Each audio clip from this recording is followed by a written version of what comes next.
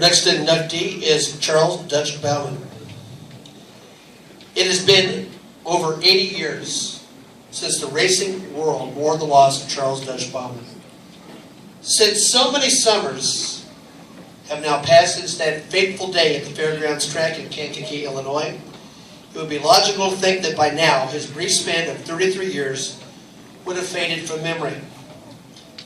Yet Dutch was no ordinary man, and for those who relish the history of auto racing, this is a day worthy of celebration.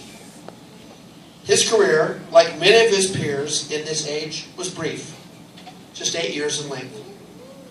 Yet those 8 years, especially on the dirt, he was regarded as one of the absolute true giants. If you flip through the pages of past induction programs, you'll find that Baumann routinely jousted with a host of talented drivers whose images now adorn the walls of the National Sprint Car Hall of Fame and Museum. Hoffman, Bagley, Schrader, Cantlin, Saltpaugh, and others. His career spanned from 1922 to 1930. It's an era in the sport that may be overlooked by some, but on closer inspection, this too was one of the golden ages of racing. He was born just before the turn of the 20th century, and for him, the Roaring Twenties meant a speeding race car. Albin and Caroline Baumann operated a dairy in Indianapolis, and for a time their son Dutch followed suit. But all things mechanical soon captured his attention. Perhaps there's no correlation, but after marrying the former Beulah Frances Utley, a dashing gal in her own right, I might add, his career exploded. Hooking up with Art Chevrolet and his formidable Dio Franti didn't hurt matters either. The Chevrolet Baumann No. 2 was an absolute terror. It may be impossible to assemble in one tome all the races he won, but the ones we are sure of were big ones. And for the record, he did make 2 appearances at the Indianapolis Motor Speedway. To serve as an example, at the Chicago area's famed Roby Speedway, he won 2 big tilts in 1926 and threw in a fall win at Cedar Rapids, Iowa for good measure. Cedar Rapids, in fact, was a common destination. We have recorded wins in every year until his passing.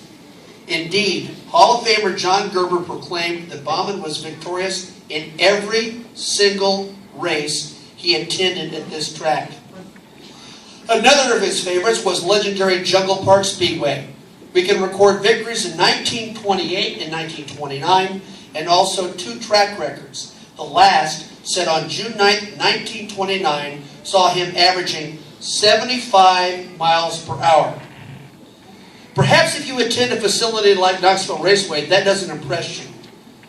And I don't know how many of you who have ever been to Jungle Park, but I have. Let's put this in perspective. First of all, I invite all of you to take a look at his race car. Look at the steering wheel. Look at the suspension. Look at the seat. And then consider a track that is lined by trees, half dirt, half country asphalt, bordered at every turn, not only by a few trees, but a lot, and by a stream. Folks, at 75 miles an hour, this is one of the bravest souls we have ever seen. Trust me. To illustrate his greatness, consider a win notched in Toledo, Illinois on August 11, 1928. He beat Sam Hoffman, John Bagley, with Brian Saltpaugh running 5th at the checkered flag. All of them are members of the National Sprint Car Hall of Fame. Indeed, the historian and writer Larry Sullivan proclaims that in 1928, Dutch won 43 of the 52 races he entered. And the wins came from across the land. Towing a race car when travel was an adventure. But regardless of the hardships entailed, he won from the Minnesota State Fair to Milwaukee, Springfield, and Cleveland. And the wins came in bunches. He was scheduled to appear at Jungle Park on August 16, 1930, after his run at Kankakee, but he never arrived, and the word was soon spread. A legend was lost. The husband and wife team lost an infant son in 1929, but a surviving son, Charles Jr., made his mark as a decorated Marine in World War II. Somewhere, the drivers he raced against and vanquished with regularity, names that have been recounted in his brief bio, are smiling and offering a thumbs up and a knowing nod.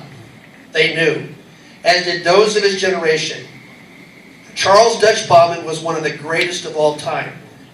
Every driver we honor today may not realize it, but their career rests on the broad shoulders of a man we call Dutch.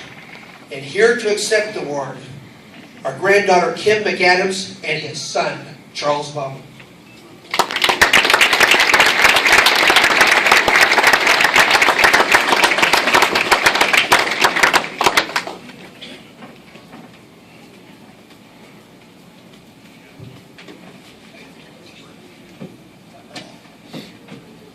I can't say too much. I was very, very young. Oh, you were very, very young, but the Tercel is still a proud day.